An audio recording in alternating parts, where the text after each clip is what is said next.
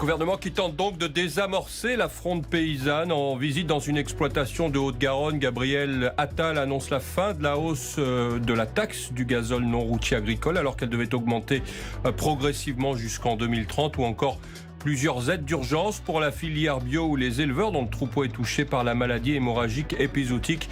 Le Premier ministre qui s'est ensuite rendu, où il se trouve toujours d'ailleurs, sur le barrage emblématique de l'autoroute A64 à Carbone, tenu par des agriculteurs en colère qu'il continue de rencontrer. Entre maintien des blocages pour les uns et levée pour les autres, ces déclarations ont reçu des réactions mitigées. D'après la Confédération paysanne, le compte n'y est pas. Ces annonces sont très largement insuffisantes. Le syndicat appelle ses adhérents à rester mobilisés. Figure de la colère des agriculteurs en Haute-Garonne, Jérôme Bayle, lui, annonce la levée du barrage de Carbone pour demain midi.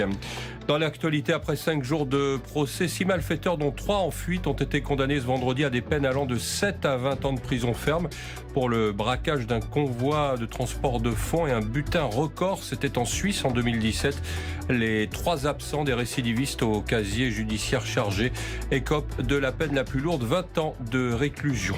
Et puis les Bleus se hissent en finale de l'Euro de handball. Ils sont venus à bout de la Suède, 34-30 après prolongation.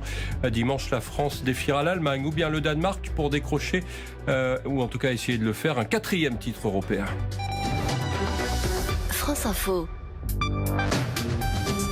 20h, 21h, les informés, Jean-François Akili.